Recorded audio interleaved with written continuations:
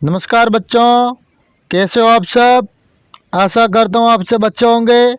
आज मैं आपके लिए लेकर आया हूँ वार्षिक परीक्षा कक्षा 7 विषय सामाजिक विज्ञान का मॉडल पेपर, जो आपकी आने वाली वार्षिक परीक्षा के लिए मोस्ट इम्पोर्टेंट प्रश्न रहेंगे।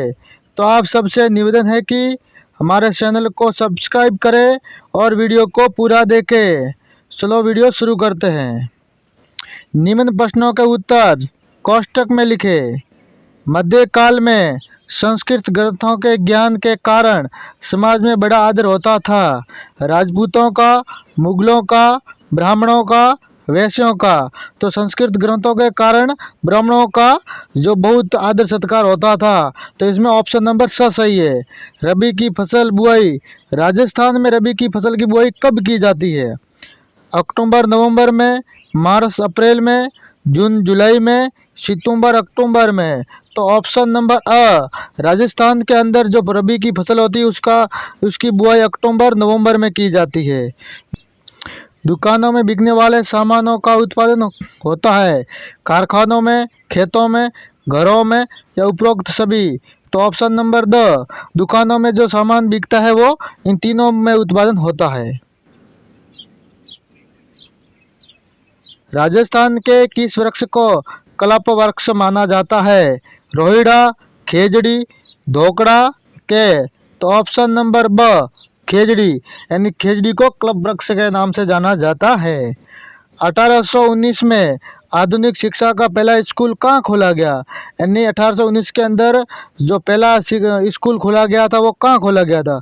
जयपुर, अजमेर, उदयपुर, जोधपुर। तो ऑप्शन नंबर ब, अजमेर के अंदर पहला आधुनिक शिक्षा का स्कूल अजमेर में खोला गया। रिक्त स्थानों की पूर्ति कीजिए। रामानुज 11वीं शताब्दी में तमिलनाडु में पैदा हुए थे। कहाँ पैदा हुए थे रामानुज? तमिलनाडु के अंदर। प्राचीनतम लघु चित्र ताल पत्र पर चित्रित किए गए थे।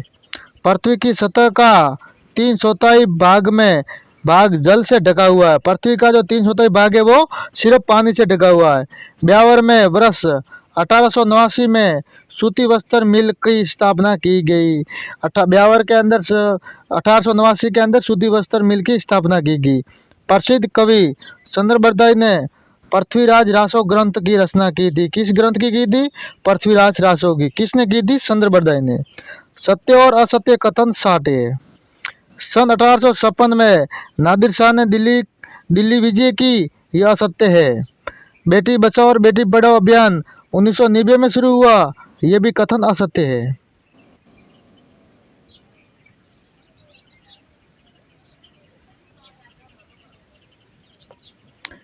जब विसर्प लूप नदी से कट जाते हैं और एक अलग झील बनाते हैं, उसे साफ झील कहते हैं, यह सत्य है।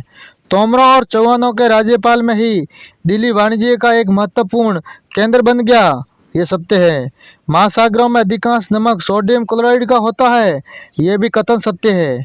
निम्न प्रश्नों के उत्तर लिखिए। भारत का संविधान कब लागू हुआ?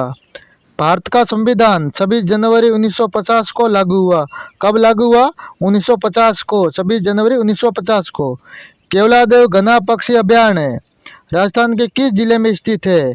तो केवलादेव घना पक्षी अभयारण्य भरतपुर जिले में स्थित है। राजस्थान के भरतपुर जिले में स्थित है।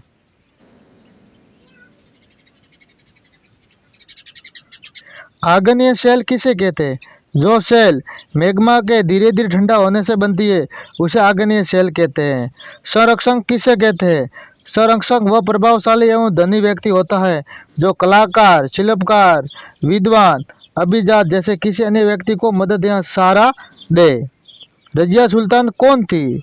रजिया सुल्तान इल्तुतमिश की बेटी और दिल्ली की पहली महिला शासक थी जो 1237 ईस्वी से 1240 ईस्वी तक दिल्ली के सिंहासन पर बैठी।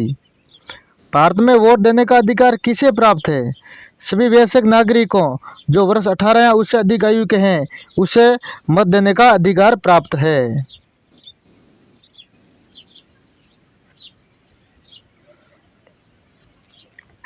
पर्यावरण से क्या आशय है? स्थल मंडल, जल मंडल, वायुमंडल तथा जैव मंडल का वह आवरण जो हमें चारों तरफ घेरे हुए हैं पर्यावरण कहलाता है। यानी हमारे चारों ओर के आवरण को पर्यावरण कहते हैं। दूसरे शब्दों में हमारे चारों ओर के तरफ पाए जाने वाले लोग, जीव जंतु, स्थान, वस्तुएं, प्रकृति को पर्यावरण कहते हैं। ये प्राकृतिक और मानव निर्मित परिघटनाओं का मिश्रण है। विधानसभा क्या है?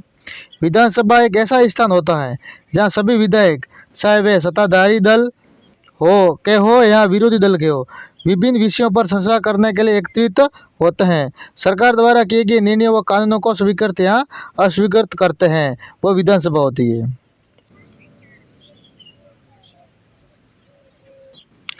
बुनकर व्यापारियों पर किस किस तरह से निर्भर है? बुनकर कच्चे माल के लिए व्यापारियों पर निर्भर होते हैं। वे अपने बने माल को बेचने के लिए भी व्यापारियों पर निर्भर होते हैं।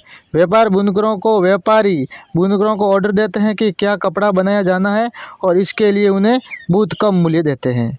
दलहन व तिलहन से आप क्या समझते हैं? दलहन जिन फसल उत्पादनों से दालें बनाई जाती है उन्हें दलहन कहते हैं, जैसे कि मूंग, मोठ, चना आदि। और तिलहन जिन फसलों के उत्पादन से तेल निकाला जाता है उन्हें हम तिलहन कहते हैं, जैसे कि तिल, मूंगफली, सरसों आदि। आगे 11वां 12वां, राजस्थान में कृषि आधारित उद्योगों